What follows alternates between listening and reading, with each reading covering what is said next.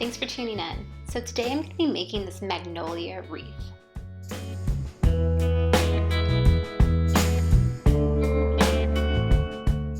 So a few things you're going to be needing are a wreath, magnolia leaves, pliers, some type of wire, hot glue, and a wreath hanger.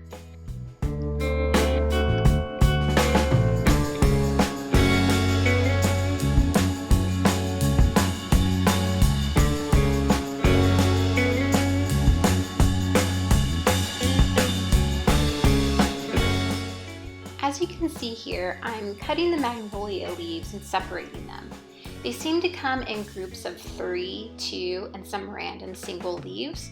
So I'm trying to give enough of a stem because that's what will be going into the actual wreath. And you can see here there are those single leaves and then those pairs of 3, which is more ideal. So maybe you look out for those when you're purchasing these magnolia leaves at a hobby craft store. Some of the leaves popped off and I was able to reattach them to make those groups of 3. So next I'm just looking over each leaf and separating them all out by 3s, 2s, and 1s.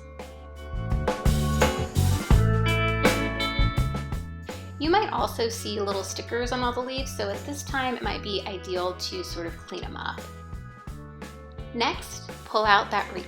I also grabbed a piece of cardboard just to work on because I was on a dining room table. That was my workspace. So I got a cardboard box, kind of cut it up. That way the hot glue wouldn't stick to the table.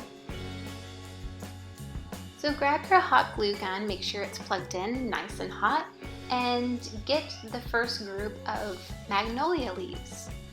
As you can see here, I'm looking them over, cleaning them up a little bit.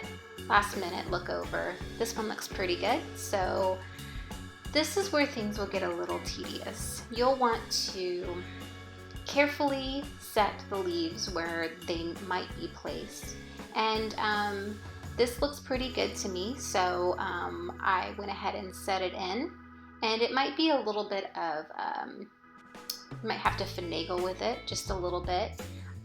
You don't necessarily have to hide those long stems, but in some cases it might make more sense just to get a snug fit in there.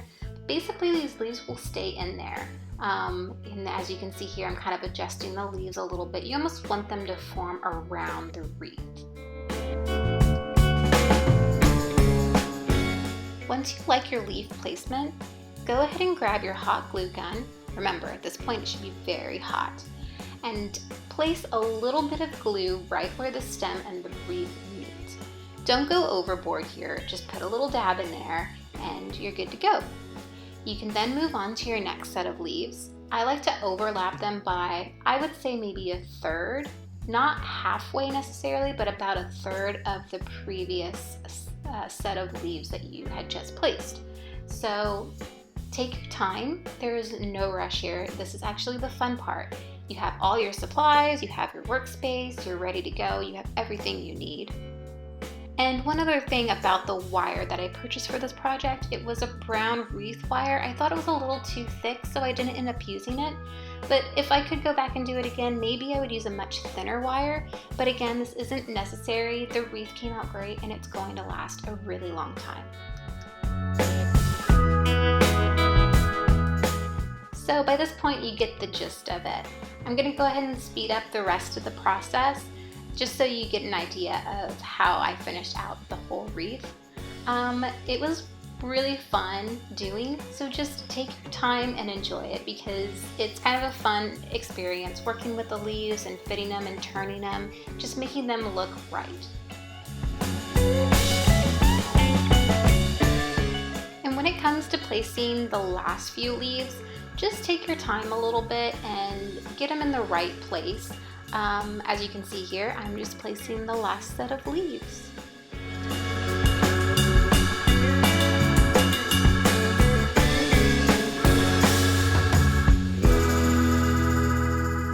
And there you have it, your very own magnolia wreath.